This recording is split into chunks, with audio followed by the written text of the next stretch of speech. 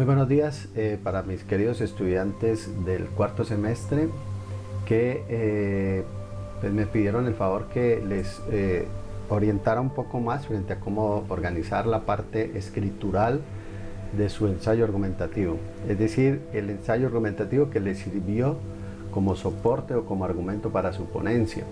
Listo, ya disfrutamos de la parte de la expresión oral. Ahora la idea es organizar esa parte o esa competencia escritural. Voy a hacerlo a partir de este ensayo, enseñanza y aprendizaje de la matemática hacia una didáctica sustentada en la cotidianidad. Es decir, el nombre, ustedes ya cada uno le dio el nombre a su ponencia, o sea, a su ensayo argumentativo, ese es el mismo nombre que va allí. Si ustedes se dan cuenta, se inicia con una presentación, es decir, más o menos se hace un abrebocas de qué es lo que se va a hablar, qué es lo que se va a contar o a exponer o a sustentar o a argumentar dentro del trabajo. Casi que los tres primeros párrafos están orientados a eso. No dice que presentación, que introducción, no, sino que ya tácitamente uno se da cuenta que ahí se está hablando más o menos de una idea de lo que se va a decir ahí en adelante. Entonces, por ejemplo, la enseñanza y el aprendizaje de la ciencia se encuentra en continua evolución, bueno. Lo que más creo que les interesa a ustedes es saber cómo es ese cuento de las citas. Entonces, como les decía, no es que en esas 7 páginas que ustedes van a hacer se convierta cada página en una casa de citas, no, que por lo menos haya una, sino que cada vez que ustedes nombran un autor, por ejemplo, que ustedes nombran este autor, que vaya el año. Por eso fue que hicimos, o les invité a que hicieran el ejercicio. Lo que pasa es que ustedes no los hacen. El ejercicio era de lectura, en el que ustedes revisaran a Google Books, donde podían mirar teorías, teoréticos, personas que se han dedicado a trabajar el tema pues como tal y han podido generar teoría, es decir, una especie de posturas epistémicas o de conocimiento frente a la temática que a ustedes les interesa. Entonces hay que escribir el año. Si ustedes van a tomar una cita, como en el caso de este texto, que hay una cita textual, se abren comillas, ¿sí? Si la cita textual es de menos de 4 renglones, se escribe ahí mismo en el mismo párrafo, como ustedes lo pueden ver aquí. Todo este párrafo está junto a esta cita, que es esta que está aquí. ¿Estamos? Esta es la cita. Si ya pasa de 4 renglones, pero que tampoco puede ser más de 6 renglones, esa se escribiría acá abajo. Acá abajo se escribiría, ¿sí? Porque la idea es que le estamos diciendo al lector que la cita pasa de acuerdo a la norma Zapa y que obliga en ese sentido es porque pasa de más de un número de palabras. ¿Listo? Al final escribimos la página. ¿Listo? ¿De dónde, de qué página cogimos ese texto? En ese sentido, ustedes lo que tienen que hacer es haber leído esos textos. Entonces, cuando la cita es textual, si en el caso de esta cita que es cortica, ustedes iría al final, entre paréntesis, la letra P, punto y el número de la página. Si ya es más larga, es decir, que la vamos a colocar acá en esta parte, entonces simplemente se le quitan las comillas y al final va P, punto y el número de la página. Listo. Hay ocasiones en que nosotros no citamos al autor así como acá, no lo citamos al principio. También podemos hacerlo al final de la cita. Entonces, por ejemplo, siendo así, podríamos escribir siendo así y pues le colocamos la cita y al final completo, Ortega, 2018, P.72, por ejemplo. Esa sería otra forma de citar con norma Zapa. Ya mirarán ustedes cuál de las dos, no hay ningún problema. Como está aquí, es una forma. Y colocando el autor, el año y la página al final también es válido. Listo. Eso sería cuando la cita es textual. Pero generalmente ustedes se dan cuenta que cada vez que se nombra un autor a partir de una cita, se hace una reflexión, se hace una inferencia, se hace una interpretación, se hace una postura crítica. A eso se le llama también comprensión lectora, porque nosotros estamos asumiendo el aporte que nos está dando el autor no necesariamente en positivo, porque hay aportes que pueden ser en negativo. Me refiero al hecho de que, por ejemplo, podemos decir, para Ortega tal. Sin embargo, en esta apuesta o en esta ponencia o en este argumento o en este ensayo no se está de acuerdo por X, Y o Z motivo. Entonces eso también es parte de las posturas críticas dentro de la comprensión lectora. Cuando estamos desarrollando esa idea, pues seguimos en la misma tónica, en la misma línea de reflexión, y aquí aparece que de allí la importancia. Entonces esta parte de los conectores también es muy importante. O sea, que ustedes vayan a Mr. Google y escriben ahí 500 conectores. Entonces ahí aparecen las posibilidades de diferentes conectores dependiendo de la necesidad. Que si es para hilvanar ideas, que si es para correlacionar, que si es para criticar, que si es para relacionar, bueno, lo que sea. Entonces aparecen, mire, aquí aparece este otro conector, ¿sí? Son conectores.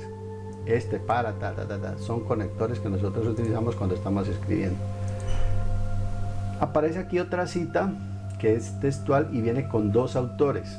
Cuando son dos autores podemos escribir solamente los apellidos y el año.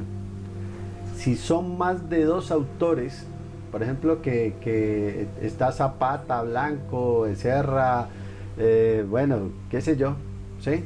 Entonces se escribe simplemente Zapata, Zapata y otros, y escribíamos el año, por ejemplo, ¿sí?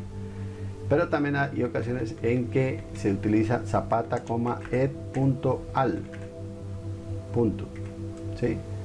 Eso significa que aquí hay otros autores. Esa sería otra forma cuando son más de dos autores, para que no tengan que escribir toda la cantidad de autores. Esos autores se escriben sí en la bibliografía, ¿sí? O en la biografía, pero aquí en el texto no. Aquí entonces vemos otra cita textual y aparece, mire que aparece al final acá el número de la página. Voy a mostrarles, por ejemplo, otro tipo de citas, que es la cita referencial. Entonces la cita textual es cuando se coloca tal cual del libro o del proyecto de investigación que ustedes hayan tomado. En cambio la referencial es donde nosotros digamos que vemos ese texto como tan importante en 2, en 3, en 4, en 5, en 10, 15 páginas, pero pues no vamos a poderla pasar acá textualmente. Entonces hacemos un parafraseo. Por ejemplo, podemos utilizar la palabra parafraseando, por ejemplo en este caso a Bishop, parafraseando a Guy-Brousseau, o resumiendo a Guy-Brousseau, o deduciendo de Guy-Brousseau, ¿sí? O infiriendo del texto de Guy-Brousseau tal y tal y tal cosa. Entonces, por ejemplo, aquí aparece un ejemplo de lo que se llama esa parte de la cita referencial. Dice: estos argumentos se expresan en el tiempo de una ciencia que originó en palabras de, sería otra forma, las primeras referencias.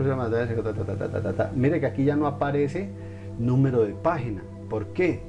Porque es referencial. Aquí no se está tomando tal cual como lo dijo Bishop, sino que nosotros estamos haciendo un resumen, un parafraseo, ¿sí?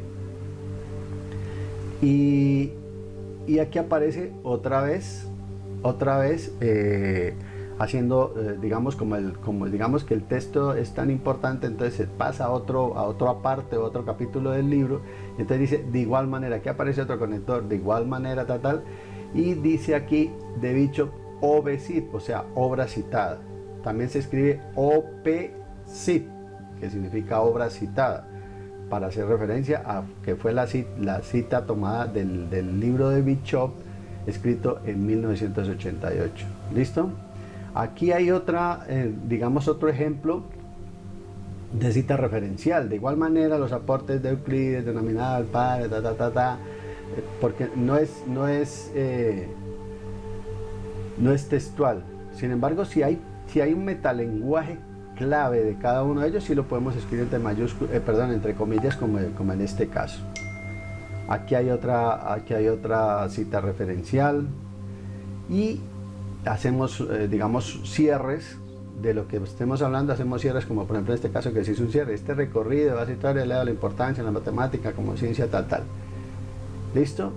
Así es como nosotros vamos escribiendo el ensayo. Lo más importante es darle derechos de autor a los autores que ustedes escogieron. Por eso era tan importante, ustedes no lo quisieron hacer, era tan importante que ustedes revisaran los libros, pero ustedes asumían, yo no me voy a poner a alegar con nadie, ni a discutir con nadie, pero ustedes asumieron una actitud en la que nada de lectura, nada, y yo no sé qué, y inclusive buscaban la manera de que no, es que pereza leer, pero aquí es donde ustedes comienzan a darse cuenta de que eso es importante y van ganando tiempo, y entonces los espacios que teníamos no los aprovechábamos realmente, inclusive a veces hasta se iban. Yo simplemente digo, bueno, cada cual hace sus instancias, ya estamos adultos, ya sabemos a qué nos vamos a tener. Mire, aquí les toca que hacer lo que no lo quisieron hacer en clase de manera tranquila, sosegada, lo tienen que hacer acá de manera un poco presionada. Pero tampoco estoy de acuerdo en que digan que no entienden, porque por ejemplo decir no entendemos, pero si no hemos estado tampoco en clase, pues peor. Y ahí sí, la idea es que aprendamos a escribir en norma APA. Esa es una instancia en la que ustedes se van a ver abocados en la universidad, y allá no les van a tener tanto consentimiento como se les tiene acá en el programa. Un abrazo enorme, y cualquier cosa entonces me cuentan. Recuerden que para el martes la idea es que ya esté listo ese proceso, porque en el transcurso de la semana, de esta semana que ya se acaba el semestre, hay que entregar esas valoraciones. ¿Listo? Espero que me les vaya muy bien.